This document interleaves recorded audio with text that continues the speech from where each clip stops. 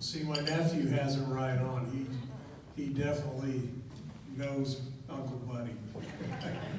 You know, the deal said I was gonna do introduction, but, you know, Virginia did a great job with that. And I'm a very cut to the chase person, so I'm very glad Virginia did that, and I'm not gonna do any introductions. We do have a few county staff here, and actually probably, except for the CAO and the assistant CAO, is probably one of the most important county people's actually in the back. Bernard Jimenez is our head planner. He's expert in a lot of things. And in a valley county, you have to have experts on Sigma, which he is, and he probably wouldn't admit that he's an expert, but from some of the work I've seen him do, he leads a great team. It's a homegrown team. It's staff that's been in the county. We didn't go out and recruit people, and he leads that, you know, and does a great job.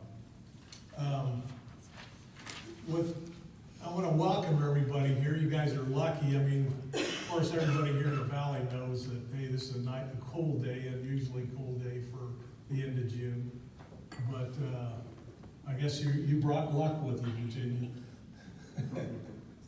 But you know, we don't have North Coast weather here, except in the middle of the winter when we have fog. Yeah. But anyway, economic development.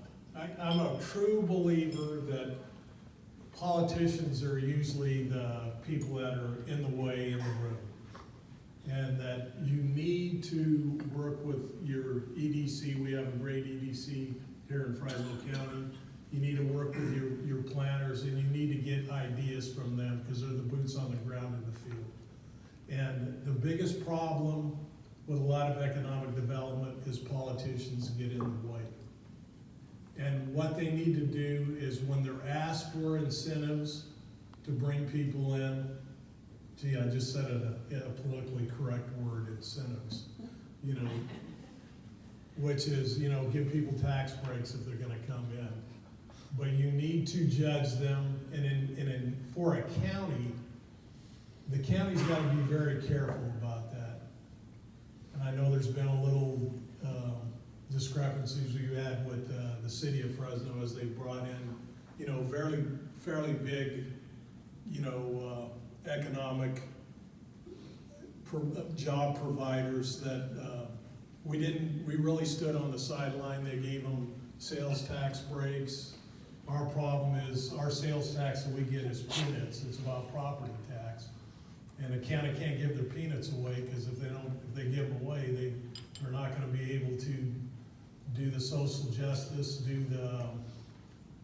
put people in jail, convict people, defend people, all those things that we have to do. So we have to be very careful when we're in a line as we're bringing economic opportunities in. So we can't be willy-nilly and give the store away because at the end of the day, these are things that aren't going to go away.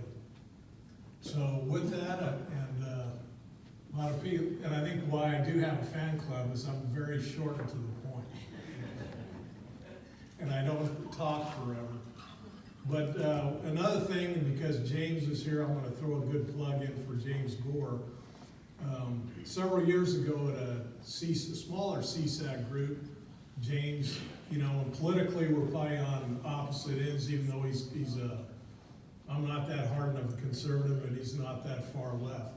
We have to belong to the Get Something Done party if you're a county supervisor. That's very important. We have to get a series of things done. No matter if we agree with it politically or not, we have to get a series of things done if local government's gonna work. And with that,